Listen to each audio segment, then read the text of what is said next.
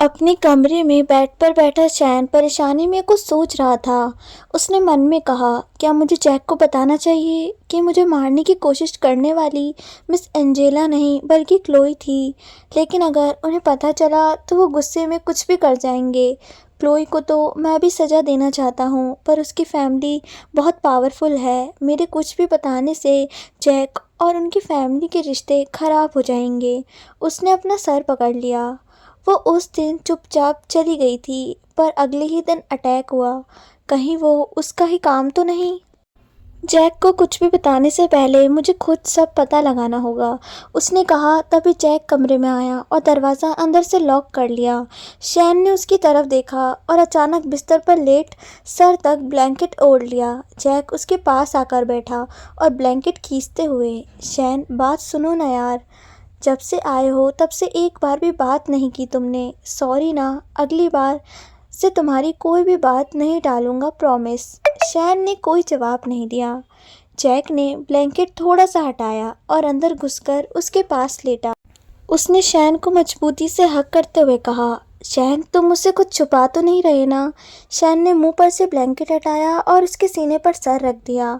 Jack उसके बालों में हाथ फिराने लगा। उसने कहा, एंजिला को तो तुम खुद सज़ा देना चाहते थे, फिर आज ऐसा क्यों किया। शैन ने मजबूती से जैक की शर्ट पकड़ ली। जैक को अपने सीने पर कुछ गीला महसूस हुआ तो उसने सर उठाकर देखा। शैन की आंखों में आंसू थे। वो फौरन उसे खुद से अलग कर देखने लगा, पर उसकी पकड़ जैक पर कसी हुई थी। उसने सिसकते हुए कहा, जैक मैं बहुत परेशान हूँ, उन बातों को याद नहीं करना चाहता, इसलिए प्लीज़ मुझसे उस बारे में कुछ मत पूछा कीजिए।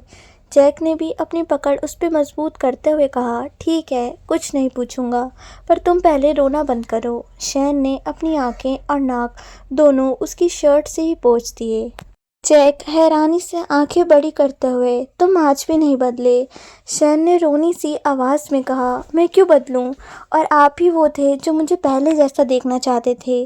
जैक हंसने लगा। उसने कहा, ये भी सही है, चलो तुम्हारे लिए कुछ भी। उसने अपनी शर्ट उतारकर फेंक दी और एक झटके से उसे नीचे करते हुए उसके ऊपर आ गया। सोच रहा हूँ आज तुमने जितना मुझे अवॉइड किया उसका हिसाब पूरा कर लूँ, जैक ने कहा और उसके हाथ दबोच ले। उसने अपने होठ शैन की गर्दन पर रखे और उसे जोर से काट लिया। शैन ने आंखें मीच ली, पर मुंह से एक आवाज़ भी नहीं निकली। जैक उसे प्यार कर रहा था और शैन उससे महसूस। रात का वक्त, बाथरूम में लगी खुशबू वाली मोमबत्तियों के बीच वंश बाथटब में आंखें बंद करके बैठा था। उसके सीने पर छोटा सा सर था। जिसने भी आंखें बंद कर रखी थी, उसके माथे पर पसीने की बूंदें थी, जिससे पता चलता कि दोनों अभी अभी इंटीमेट हुए हैं। वंश के हाथ सोनू के कंधे को सहला रहे थे। कुछ देर पहले दोनों के बीच जो हुआ उसकी वजह से वंश के होठों पर मुस्कान आ गई। उसने सोनू के चेहरा देखा, जिस पर थकान साफ झलक रही थी। कुछ देर पहले सोनू बाथरूम में नहा रही थी। नहाने के बाद उसे याद आया वो कपड़े लाना तो भूल ही गई। खुद पर टॉवल लपेटकर वो दरवाजे से झांकी तो वंश किसी से फ़ोन पर बात कर रहा था। कुछ देर में ही उसे अपने ऊपर किसी की नज़रें महसूस हुई तो उसने नज़रें घुमाई। वॉशरूम के दरवाजे से सोनू सर निकालकर उसे विनती भरे नज़रों से देख रही थी। वंश ने नज़रें नीचे कर देखा तो सोनू सिर्फ टॉवल में खड़ी थी। उसके होठों पर मुस्कान आ गई। वियर्डरोब में जाकर उसने कपड़े लिए और दरवाजे पर हाथ बढ़ाए खड़ी सोनू के पास ले गया। उसने कपड़े देने चाहे, पर अगले ही पल कुछ शैतानी भरा सोचकर उसने हाथ पीछे खींच लिए। सोनू ने हैरान नज़रों से उसे देखते हुए कहा, वंश मेरे कपड़े। वंश 2 कदम पीछे हटा और कहा, अभी मूड नहीं है, चाहिए तो बाहर आकर ले लो। सोनू ने आंखें छोटी कर ली। उसने अपने मन में कहा, कह तो ऐसे रहे हैं जैसे मैं पहली बार इनके सामने बिना कपड़ों के हूँ, और आ भी गई बाहर तो क्या ही कर लेंगे। तेज में आकर वो सीधा बाहर आकर खड़ी हो गई। उसे देखते हुए वंश ने अपना निचला होठ दांतों के बीच दबाया और कहा, प्रिंसेस ये शेर बहुत दिन से भूखा है। सोनू को उसकी बात का मतलब समझ नहीं आया और वो नासमझी से उसे देखने लगी। वंश ने कपड़े साइड में रखे और एक ही पल में सोनू को उठाकर बेड पर लिटा दिया। ये सब इतना जल्दी हुआ कि सोनू को कुछ भी समझने या करने का मौका नहीं मिला। उसकी आंखें हैरानी से बड़ी हो चुकी थी। उतने में वंश उसके ऊपर आ गया वंश, सोनू ने सहमी आवाज़ में कहा। आई वॉन्ट यू प्रिंसेस, क्या मुझे परमिशन है? उसने ऐसे पूछा तो सोनू उसे देखती रह गई। उसने धीरे से अपना सर हाँ में लाया और अपनी बाहें वंश के गले में लपेट ली। I promise I will be gentle, तुम्हें हर्ट नहीं करूँगा, वंश ने कहकर गहराई से सोनू का माथा चूम लिया। सोनू के होठों पर शर्म भरी मुस्कान खिल गई। वंश ने बारी बारी उसकी आंखों और गाल चूम लिए। सोनू की सांसें तेज हो गई। वंश ने धीमे से उसके होठों पर अपने होठ रखे और बहुत ही प्यार से उसके होठों को चूमने लगा। वक्त के साथ उनकी किस और भी ज़्यादा गहरी हो गई, जिसमें सोनू उसका पूरा साथ दे रही थी। कुछ ही देर में वो दोनों एक दूसरे में पूरी तरह समा गए। वंश ने पूरी कोशिश की कि सोनू को बिल्कुल तकलीफ़ ना हो। सोनू भी उसके प्यार में एकदम खो चुकी थी। 2 घंटे बाद जब सोनू थक गई तो वंश उसे बाथरूम में ले जाकर बाथटब में बैठ गया। उसने फ़ोन निकालकर पहले अंश को फ़ोन किया, जो किसी ज़रूरी मीटिंग के लिए ऑफिस गया था। अंश ने कहा, मुझे आने के लिए देर हो जाएगी, तुम इंतज़ार मत करो। वंश ने फ़ोन रखा और डेविड को फ़ोन मिलाया। बेस पर डेविड और कियारा बस इंटीमेट होने ही वाले थे। उतने में डेविड का फ़ोन बजा। कियारा उसे बुरी तरह घूरने लगी और अपने ऊपर से धक्का देकर मुंह फिराए सो गई। डेविड ने मुंह बनाते हुए फ़ोन उठाया। क्या बॉस, आप भी? अब तक टीम काम पर लगी हुई है, वंश ने संकोचते हुए पूछा। क्या मैंने तुम्हें डिस्टर्ब कर दिया? हाँ, रोनी सी आवाज़ में डेविड ने कहा। तो वंश फ़ौरन okay okay, enjoy your time, मैं रखता हूँ। उसने झट से फ़ोन काट दिया। डेविड ने फ़ोन रख कियारा की तरफ देखा और मन में कहा, क्या एंजॉय करूँ अब, ये जंगली बिल्ली नोच खाएगी मुझे। अगले ही दिन अंश और जैक के गार्ड्स पूरे शहर में क्लोई को ढूंढ रहे थे। डेविड ने पता करवा लिया था इन सब के पीछे क्लोई का हाथ था, इसलिए शहर ने भी सब कुछ जैक को बता दिया था। जैक थोड़ा सा गुस्सा हुआ क्योंकि शहर को ये बात पहले बता देनी चाहिए थी। बेस पर मौजूद डेविड और कियारा शहर का सीसीटीवी चेक करवाकर क्लोई को ट्रैक करने की कोशिश कर रहे थे और बाकी सब घर पर मौजूद थे। जंगल में एक अंडरग्राउंड अंधेरे कमरे में क्लोई नशे में पड़ी हुई थी। कभी वो हंसने लगती तो अचानक रोने लगती। उसी वक्त वहाँ एक आदमी आया और उसने गुस्से से चिल्लाते हुए कहा, सब कुछ बर्बाद कर यहाँ नशे में पड़ी हो, बेवकूफ़ लड़की। अगर तुम मेरी बेटी ना होती तो अब तक तुम्हें ज़िंदा जला देता। कोशिश करना कि यहाँ से बाहर ना निकलो, वरना वो लोग तुम्हें तड़पाते हुए मार डालेंगे।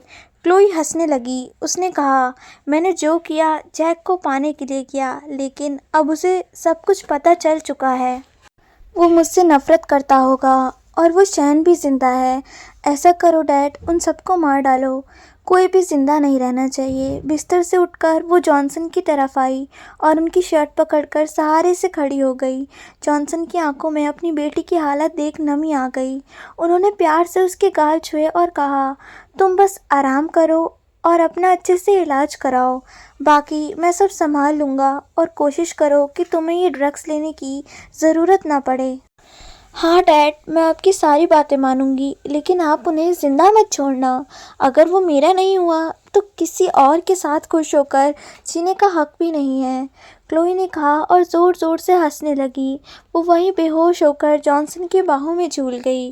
जॉनसन ने क्लोई को अच्छे से बिस्तर पर ले जाकर लेटा दिया और उस कमरे से बाहर आकर दूसरे कमरे में चला गया। कैबिन जैसे अंधेरे कमरे में वो कुर्सी पर जा बैठा और एक बटन दबाया। सामने लगी बड़ी सी स्क्रीन ऑन हो गई, जिसमें बहुत सारे नकाब पहने गार्ड्स खड़े थे। उसने कहा, सब लोग तैयार हो जाओ, माफिया किंग्स को रास्ते से हटाने का वक्त आ गया है। उसने खुद से कहा, बहुत शौक है ना तुम्हें दूसरों के कामों में टांग अड़ाने का, पूरा बदला लूँगा अब। मेरी बेटी की वजह से मैं एक बार के लिए सोच लेता था, लेकिन इस बार सबको एक साथ ख़त्म करूँगा। ऑफिस में सबको एक साथ आता देख स्टाफ खड़े होकर उन्हें ग्रीट कर रहे थे, खासकर तो नए चेहरे, वो भी लड़कियां अंश और वंश के साथ देख सब हैरान थे। वो लोग बिना किसी पर ध्यान दिए अपने कैबिन की तरफ बढ़ गए।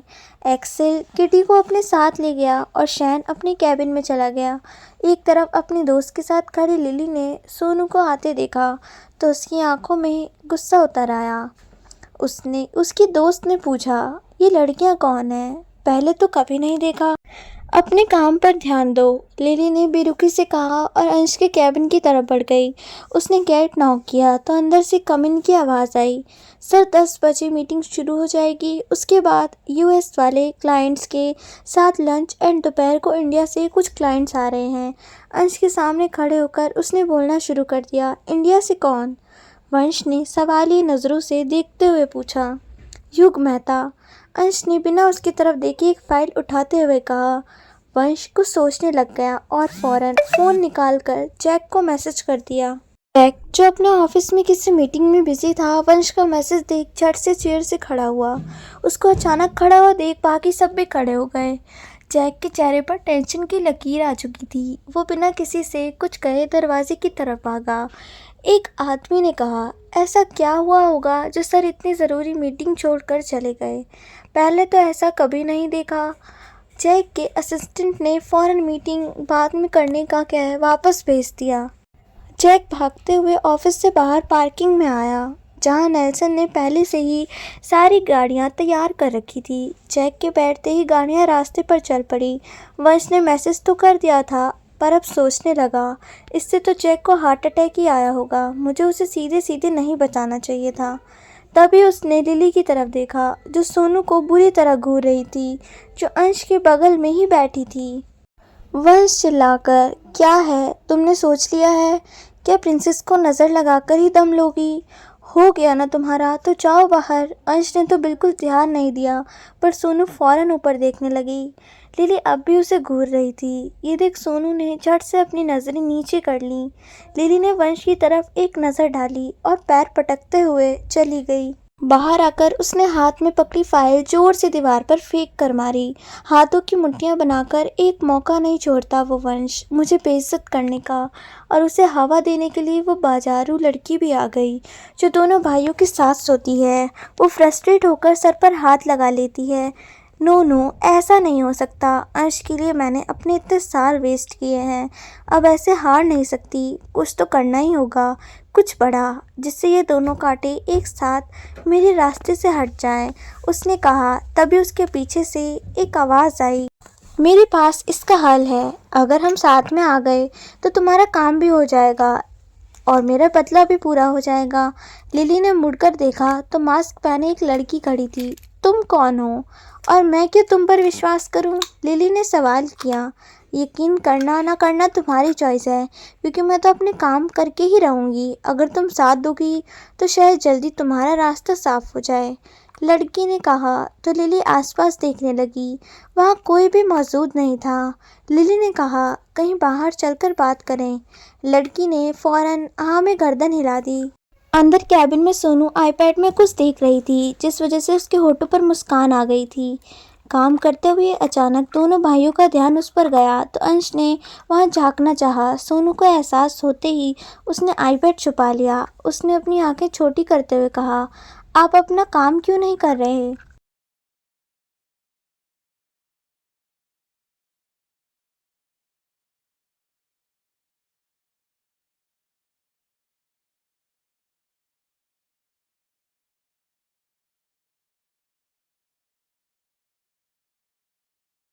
क्योंकि मुझे देखना है तुम क्या कर रही हो, अंश ने कहा और उसके हाथ से आईपैड ले लिया। उसने देखा तो सोनू लहंगे के पिक्स देख रही थी। सोनू को बहुत शर्म महसूस हो रही थी, इसलिए उसने मुंह फुला लिया। अंश ने उसके बालों में हाथ फिरा दिया। उसने कहा, वंश शाम को डिज़ाइनर को बुला लो, छुटकू को शादी की बहुत जल्दी है। वंश हंसने लगा। उसने कहा, अच्छा, और शादी के बाद हनीमून के लिए भी कोई जगह देख ली क्या? दोनों भाइयों के होठों पर शरारती मुस्कान थी। ये देख सोनू थोड़ी सी चिढ़ गई थी। वो अपनी जगह से खड़े होते हुए, मुझे आप दोनों से बात नहीं करनी। अंश ने उसका हाथ पकड़कर अपनी तरफ खींच लिया, जिस वजह से वो सीधा उसकी गोद में जाकर गिरी। अंश ने उसके गाल पिंच करते हुए कहा, मेरा छुटकू, नाराज मत हो, हम नहीं चिढ़ा रहे। सोनू ने अपने हाथ बांध लिए और गाल अब भी फूले हुए थे। अच्छा ठीक है, हनीमून के लिए जगह मैं डिसाइड कर लूँगा। वंश ने जैसे ही कहा, सोनू उठी और अंश के सामने पड़ी फाइल लेकर वंश को मारने बढ़ी। वंश हंसते हुए अपनी जगह से खड़ा होकर भागने लगा। अंश ने अफसोस में गर्दन हिला दी, क्योंकि दोनों ने कुछ ही पलों में केबिन का कबाड़ा बना दिया था। हर जगह फाइल के पेपर बिखरे पड़े थे। अपनी केबिन में शैन आराम से बैठे फाइल पढ़ रहा था, जिसने वो इतना खो गया था कि अचानक से दरवाज़ा खुलने पर वो डर गया। दिल पर हाथ रख उसने सामने देखा तो जैक खड़े होकर हाँफ रहा था। जैक के अचानक दरवाज़ा खोलकर आने की वजह से शैन डर गया, लेकिन सामने जैक को हाँफते हुए देख वो झट से खड़ा हुआ। शैन को अपने सामने देख चैन की सांस ली। शैन ने जैक के हाथ थामे और उसे सोफे की तरफ ले गया। पानी पिलाने के बाद जैक थोड़ा रिलैक्स हुआ तो शैन ने कहा, आप तो मीटिंग के लिए गए थे, फिर यहाँ, और वो भी इतनी जल्दी में। जैक ने बिना कुछ कहे आगे बढ़कर उसे गले लगा लिया। उसने कहा, मुझे तुम्हें देखने का मन कर रहा था, इसलिए मैं यहाँ पर आ गया। शैन ने उसे खुद से दूर किया और कहा, हम सुबह 7 में ही ऑफिस निकले थे, तो क्या हुआ? मुझे तुम्हारी याद आ रही थी। जैक ने उसे वापस गले लगा लिया और कहा, चलो कहीं बाहर चलते हैं। जैक, आप आजकल अजीब बर्ताव कर रहे हैं। कल पूरे दिन हम साथ थे और रात को भी। शैन ने चिढ़ते हुए कहा, और अभी मुझे बॉस के साथ मीटिंग के लिए जाना है। उसने जैक को खुद से अलग किया और थोड़ी दूरी बनाते हुए बैठ गया। तुम हर बार मुझसे दूर क्यों भागते हो? जैक ने उसके पास आकर कहा। शैन ने बिना किसी भाव के उसकी तरफ देखा और कहा, कहीं ये सब दोपहर को होने वाली मीटिंग की वजह से तो नहीं? जैक ने निचला होठ दांतों के बीच दबा लिया। शैन गुस्से में खड़ा हो गया। क्या आपको मुझ पर भरोसा नहीं रहा? जब आज तक मैंने किसी को अपनी लाइफ में आने नहीं दिया, तो आपके होते हुए कैसे कोई आएगा? उसने जैक की तरफ उंगली करते हुए कहा, आप बहुत ज़्यादा पॉसेसिव हो रहे हैं, जिसकी मुझे आदत नहीं, और आप हर चीज़ में मुझे परेशान करना बंद कर दें। I want some space. आपकी थोड़ी दूरी से कहीं भाग नहीं जाऊंगा। जैक की मुट्ठियां बन गई। उसने हल्के से गुस्से में गर्दन झुकाई और कहा, पहले गलती कर दी तुम्हें स्पेस देने की, और तुम हमेशा के लिए मुझसे दूर हो गए, लेकिन इस बार कोई रिस्क नहीं लूँगा, जिसके लिए तुम्हें भी थोड़ा एडजस्ट करना पड़ेगा। आप फिर से अपना डिसीज़न मुझ पर थोप रहे हैं। अगर ऐसा ही रहा तो मैं आपके साथ। शैन के इससे आगे कुछ भी कहने से पहले जैक ने अपने होठों से उसके होठ बंद कर दिए। शैन ने उसे खुद से दूर करना चाहा तो उसने उतनी ही मजबूती से शैन को पकड़ लिया। वो पागलों की तरह शैन को चूमे जा रहा था। ये देख शैन का हिलना बंद हुआ और उसे अपनी मर्जी चलाने दी। कुछ देर बाद जैक दूर हुआ तो देखा शैन की आंखें बंद थी। उसके होठों से खून निकल रहा था।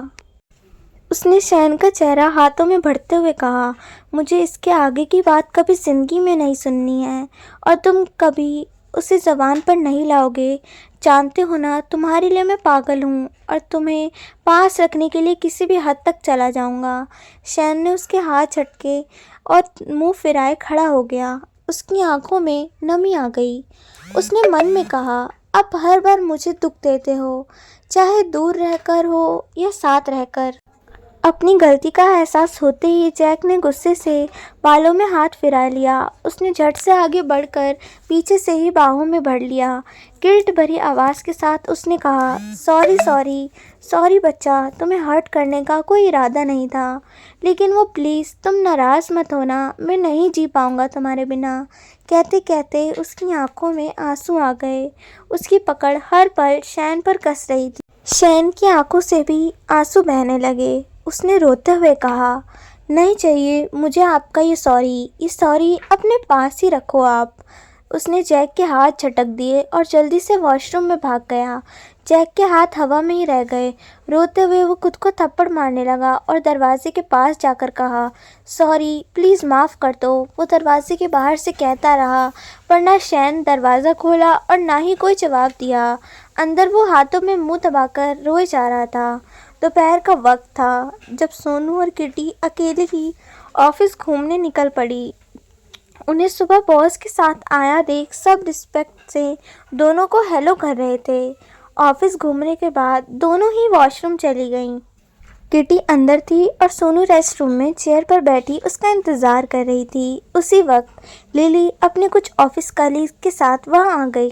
यकीनन उसने सोनू को आते देख ही यहाँ आने का फैसला किया। वो सभी लड़कियां आईने के सामने जाकर अपना मेकअप ठीक करने में, वहीं लिली सोनू को घूरने में लगी हुई थी।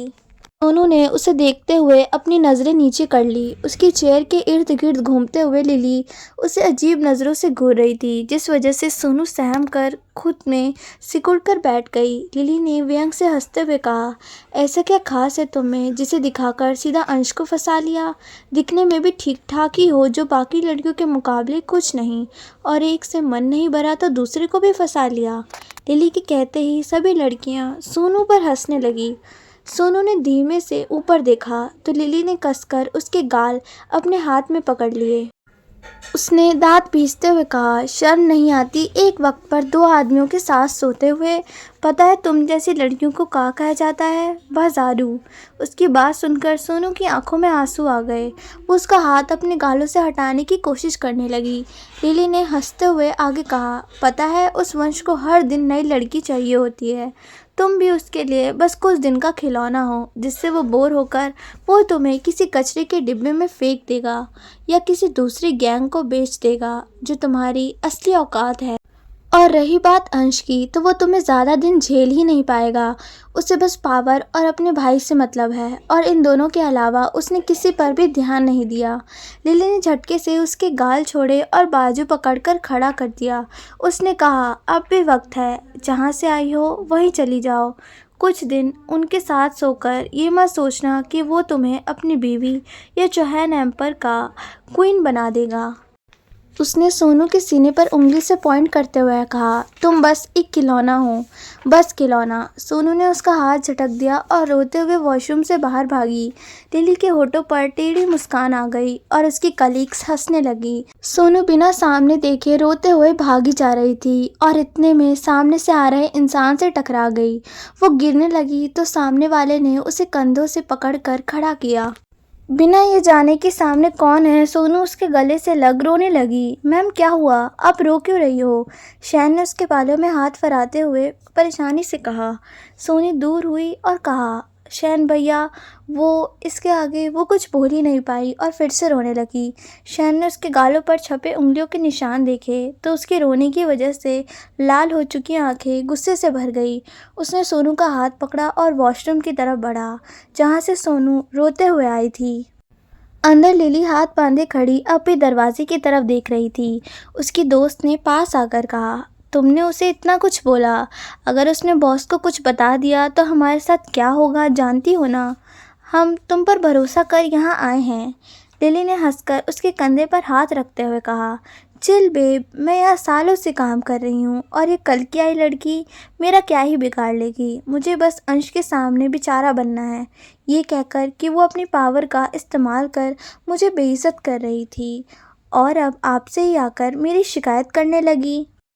मान गए तुम्हें, उसकी दोस्त ने कहा। तभी उसके कानों में किसी की गुस्से भरी आवाज़ पड़ी, तो ये प्लान है तुम्हारा? लिली की दोस्त बीच में से ही हटी तो उसने देखा सामने किटी गुस्से में खड़ी थी।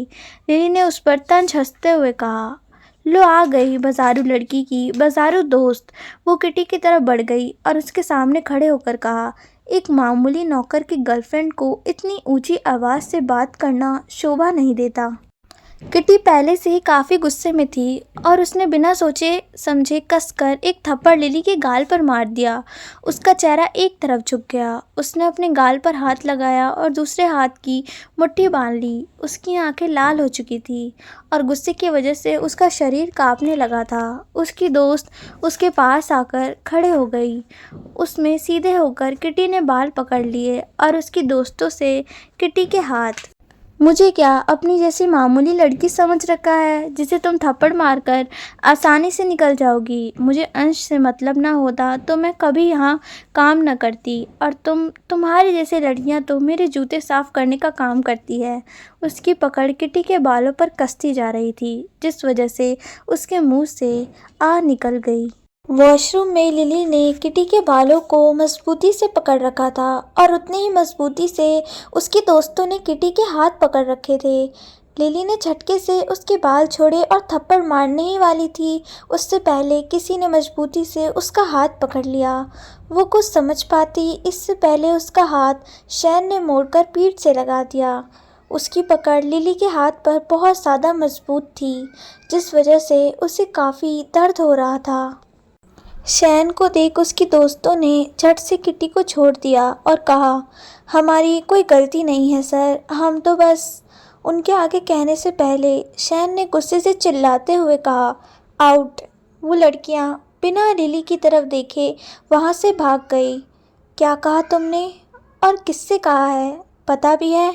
शैन ने दांत पीसते हुए कहा, तुम्हारी जलन इस बात को बदल नहीं देगी कि वो चौहान ग्रुप की क्वीन है और हम सब की वो लेडी बॉस है। दर्द में भी लिली ने कहा, नेवर। जो आज तक नहीं हुआ वो आगे भी नहीं होगा। अंश कभी इसकी जैसी लड़की के साथ नहीं रहेगा। तो क्या तुम जैसी लड़की के साथ रहेंगे जो शक्ल, पावर और पैसों के लिए उनके आगे पीछे घूमती है? उसकी पकड़ लिली के हाथों पर कस गई थी। उसने आगे कहा, और तुमने सपने से जागने की ज़रूरत है, क्योंकि मैम अंश सर के लिए बिल्कुल वंश सर की तरह है। शैन ने उसका हाथ झटक कर उसे धक्का दे दिया। उसने कहा, अभी से तुम्हारे लिए ऑफिस में कोई जगह नहीं है, तो यहाँ पर आने की तुम्हें कोई ज़रूरत नहीं है। तुम्हें होते कौन हो ये कहने वाले? अपना हाथ सहलाते हुए लिली ने कहा, जो काफ़ी हद तक सूझ चुका था। मैं कौन हूँ ये ज़रूरी नहीं, पर मैं वंश सर को क्या बताऊँगा ये ज़रूरी है। शैन ने आराम से कहा, तो लिली उसे गुस्से में घूरते हुए चली गई। उसके जाते ही सोनू फिर से शैन के गले जा लगी। शैन अपने मन में, इस बार मुझे बात बढ़ने से पहले कुछ करना ही होगा।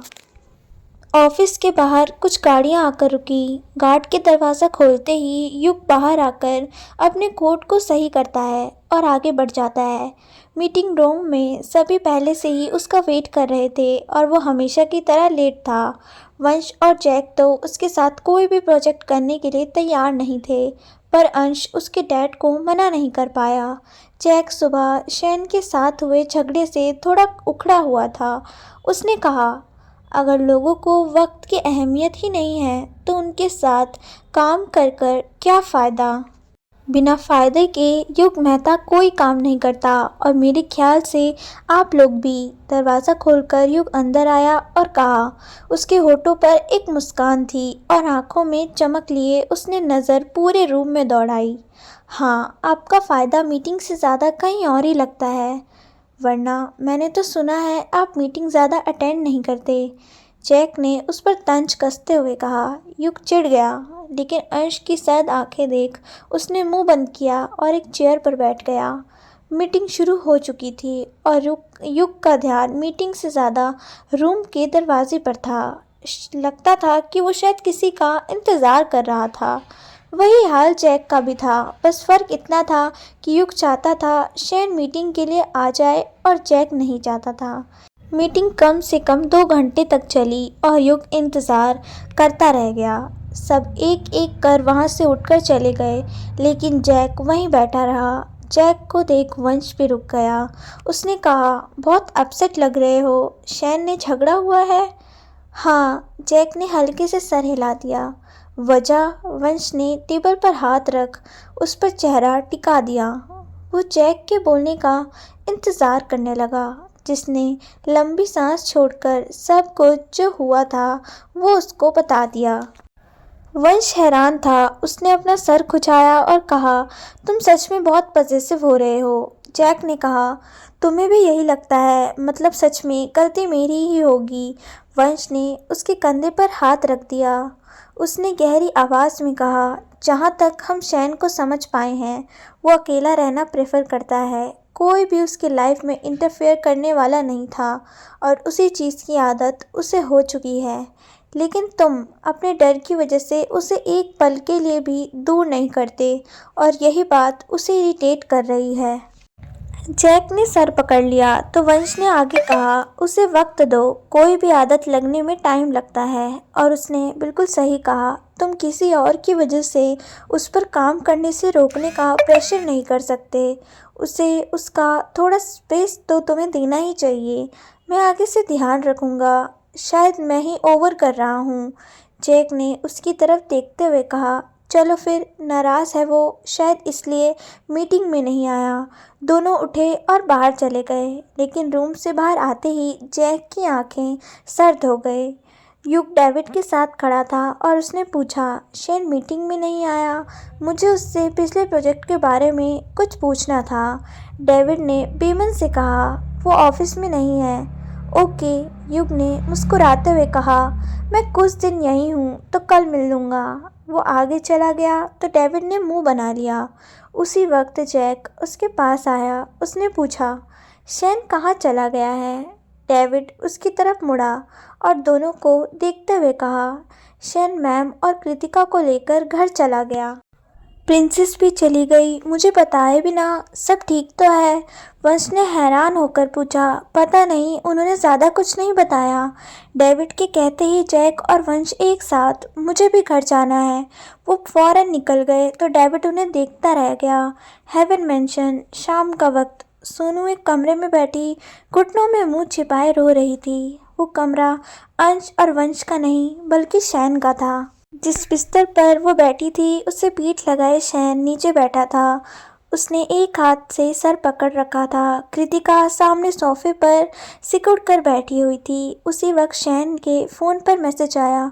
काम पूरा हुआ। शैन ने टाइप किया, इस बारे में किसी को भी पता न चले। उसने फ़ोन साइड में रखा और सोनू की तरफ गर्दन फिराकर कहा, चुप हो जाइए मैम, आपकी तबीयत भी खराब हो सकती है।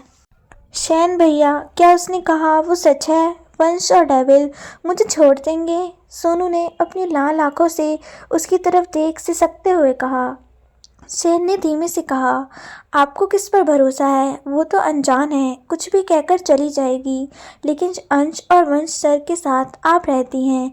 क्या आप एक पल के लिए भी आपको लगा वो आपको खुद से दूर भी कर सकते हैं?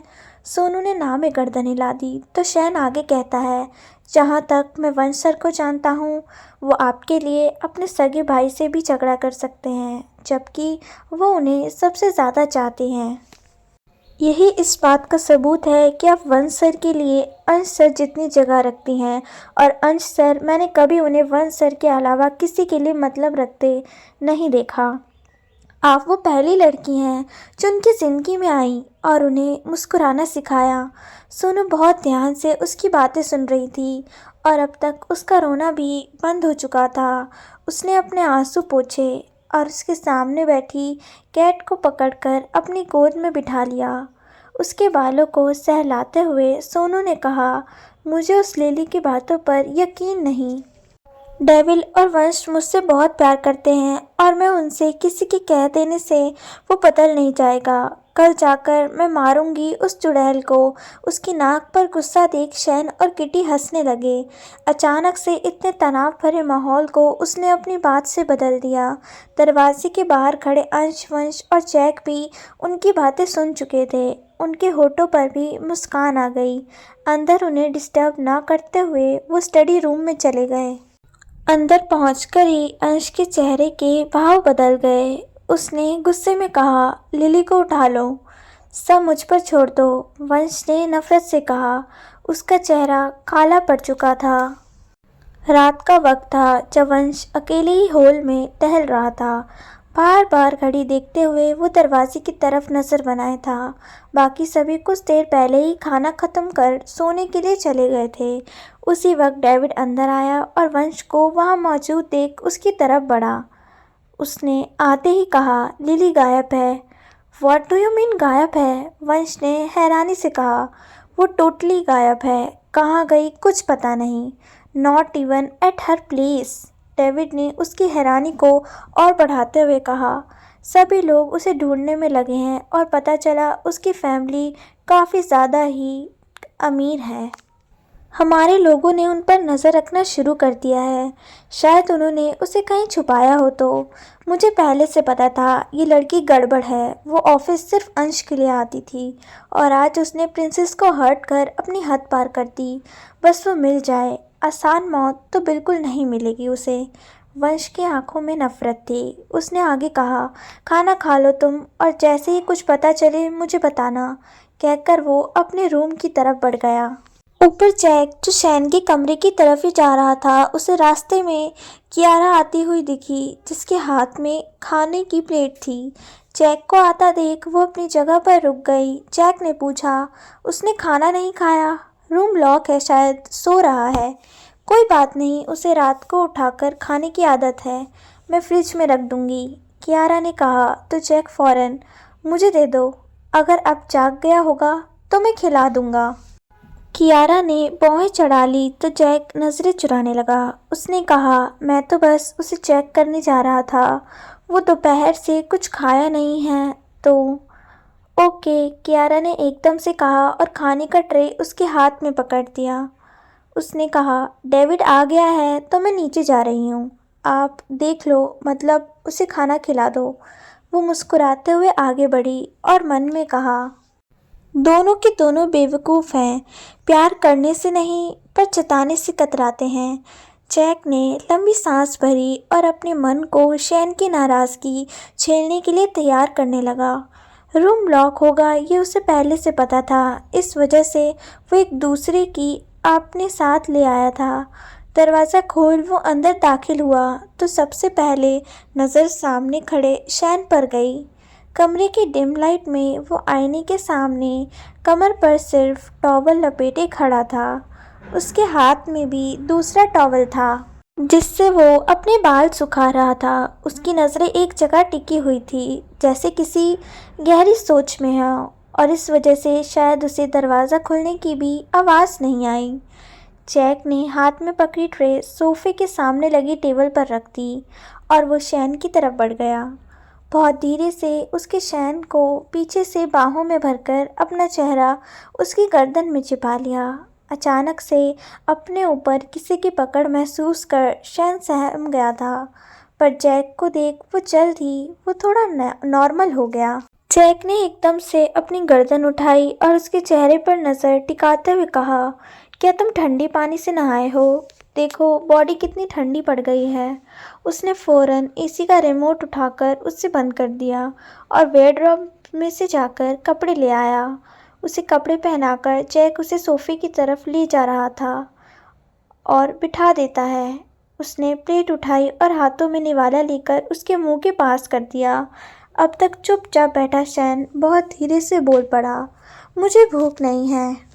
अपना गुस्सा मुझ पर ही उतारा करो, इस खाने पर नहीं। जैक ने दूसरे हाथ से उसका मुंह हल्के से दबाया और होठ खुलते ही निवाला उसके मुंह में डाल दिया। बेमन से शैन उसे खाने लगा। जैक ने अगला निवाला उठाकर भी वही करना चाहा, उससे पहले ही शैन ने मुंह खोल दिया। जैक ने बिना उसे कुछ कहे पूरा खाना खिला दिया। खाने के बाद शैन चुपचाप उठकर बेड पर जाकर लेट गया। जैक भी उठा और उसकी दूसरी साइड आकर लेट गया। वो शैन से बात करना चाहता था, पर उसका फिर से पहले जैसा ठंडा बर्ताव देख कुछ न कह सका। धीरे से सरकते हुए वो शैन के पास गया और उसे पीछे से अपनी बाहों में भर लिया। शैन ने ना कोई हलचल की और ना ही उसे खुद से दूर किया। जैक की बाहों में वो सुकून से सोता था, और ये भी एक सच्चाई थी। उसने अपनी आंखें धीरे से बंद कर ली। अपने रूम में सोनू को अंश ने कडल किया हुआ था। वो उसके बालों में हाथ फिराते हुए अपना काम कर रहा था और सोनू बहुत ध्यान से अपने नाखूनों पर नेल पेंट लगा रही थी। उसी वक्त वंश कमरे में आया। उसकी शक्ल देखी अंश समझ गया कुछ तो हुआ है। उसने इशारे से पूछा तो वंश ने फ़ौरन निकालकर उसे मैसेज टाइप करते हुए सब बता दिया। आप दोनों एक ही कमरे में आमने सामने होकर मैसेज पर बात करते हो, सोनू ने आंखें छोटी करते हुए कहा। अपनी नेल पेंट साइड में रख वो कब से दोनों की हरकतें नोट कर रही थी। नाखूनों पर फूंक मारते हुए उसने कहा, कहीं आप दोनों मुझसे कुछ छिपा तो नहीं रहे? वंश के होठों पर मुस्कान आ गई। वो जल्दी से बेड पर लेटकर सोनू की गोद में सर रख देता है। उसने कहा, हम तो बस शादी की प्लानिंग कर रहे थे क्योंकि हमें बहुत जल्दी है तुम्हें अपना क्वीन बनाने की, वो भी हक से। वंश की बात से सोनू के चेहरे पर थोड़ी सी उदासी आ गई। उसके दिमाग में लिली की बातें घूमने लगी, पर जल्द ही उसने अपने ख्याल झटक दिए क्योंकि दोनों भाई चिंता भरी नज़रों से उसे देखने लग गए थे। सोनू ने कहा, हम हनीमून के लिए वहाँ जाएंगे जहाँ बर्फ़ गिरती हो। अंश और वंश हंसने लगे। वो समझ गए थे ये लड़की उनकी खुशी के लिए कुछ भी कर जाएगी। अंश ने कहा, फिर हम स्विट्ज़रलैंड जाएंगे। उफ, ठंडी ठंडी बर्फ़ में, तुम हमारी बाहों में। वंश ने एक्टिंग करते हुए कहा, पर सोनू के गाल और कान गर्म होकर लाल हो गए। उसने अपना चेहरा हाथों से छुपाकर अंश की बाहों में चली गई। ठीक उसी वक्त अंश और वंश दोनों के फ़ोन पर एक साथ मैसेज आया, जिसे चेक करने पर दोनों हैरान हो गए। सोनू को ठीक से लिटाकर अंश ने उसके माथे पर किस करते हुए कहा, एक छोटी सी मीटिंग है, हम अभी जाकर आए, तब तक तुम सो जाओ। वंश ने भी उसके माथे पर किस किया और बालकनी का दरवाज़ा अंदर से लॉक करके पर्दा लगा दिया। कमरे से बाहर आकर उसने दरवाज़ा भी लॉक कर लिया। गार्डन में पीछे की तरफ बाकी सब पहले से ही मौजूद थे। शैन के हाथ में एक ड्रोन था और उसी जगह और 5-6 ड्रोन पड़े हुए थे। क्या हुआ यहाँ पर? अंश के पूछते ही सभी उसकी तरफ मुड़ गए। शैन ने कहा, कोई मेंशन की सिक्योरिटी को जानना चाहता है। वही है जो पहले भी मुंबई में अटैक कर चुके हैं। जैक ने सोचते हुए कहा, इन पर वही लोग हैं जो उन गार्ड्स के कपड़ों पर बना हुआ था। अंश ने शैन के हाथों से ड्रोन लिया और कहा, सिक्योरिटी पर ज़्यादा ध्यान दो, यहाँ पर अटैक नहीं होना चाहिए। डेविल, एक्सेल और शैन ने हाँ में सर हिला दिया। उसने आगे कहा, जल्द से जल्द इस दुश्मन को ढूंढना होगा, उसके आगे कुछ करने से पहले। आगे की कहानी सुनने के लिए चैनल को सब्सक्राइब करें, वीडियो को लाइक, कमेंट और शेयर ज़रूर करें।